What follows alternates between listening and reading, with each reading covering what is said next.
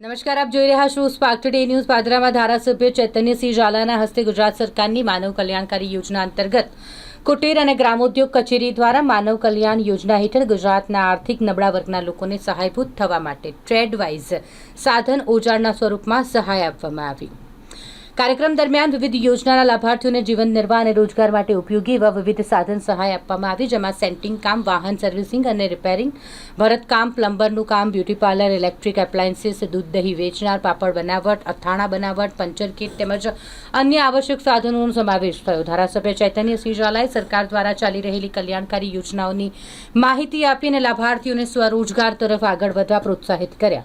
સાથે સાથે સરકારે જરૂરિયાતમંદોને સ્વાવલંબન અને સશક્તિકરણ તરફ લઈ જવા જે પ્રયાસો હાથ ધર્યા છે તેની પ્રશંસા કરી। લાભાર્થીઓએ સરકાર તથા ધારાસભ્ય ચૈતન્યસિંહ ઝાલાનો આભાર માન્યો અને મળેલ સાધન સહાય તેમના જીવનમાં નવો ઉત્સાહ અને નવો રોજગાર સર્જશે તેવી આશા વ્યક્ત કરી।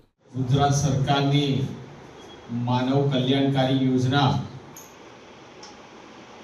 સરકાર આપને સહાય આપે, સાધન આપે અને એનાથી આપ સૌ કંઈક મેળવી શકો એ ઉદ્દેશથી સરકાર દ્વારા આપ સૌએ જે લાભ મેળવ્યો છે એ નહીં કરી શકતા હોય કે પોતાના પરિવારને મદદરૂપ થવા માટે કેવી રીતે કરી શકે એના માટે ગુજરાત સરકાર ખૂબ જ ધ્યાન આપી રહી છે। ગુજરાતના આર્થિક રીતે નબળા વ્યક્તિઓ કે જેઓ પોતાની આવડત મુજબ કમાણી કરી શકે, પોતાનામાં આવડત છે તો તેને લગતા સાધનો સરકાર તરફથી ફાળવવામાં આવે અને તેના થકી તેઓ પોતાની રોજગારી મેળવી શકે, આર્થિક કમાણી કરી શકે।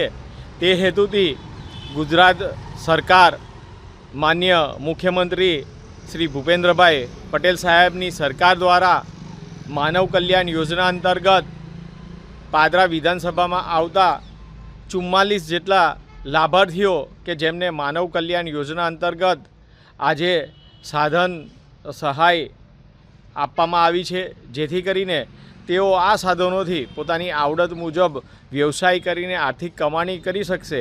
જેમાં બ્યુટી પાર્લરની કીટ છે, પંચર બનાવવાની કીટ, દૂધ દહીં બનાવવાની કીટ છે, અથાણું બનાવવાનું, પાપડ બનાવવાનું તેમજ ઇલેક્ટ્રિક એપ્લાયન્સીસ રિપેરિંગ માટેની કીટ આજ રોજ આપવામાં આવી છે, જેનાથી આ લાભાર્થીઓ આ કીટ દ્વારા પોતાની કમાણી કરીને પોતાના કુટુંબને આર્થિક મદદ કરી શકશે અને આર્થિક કમાણી કરી શકશે।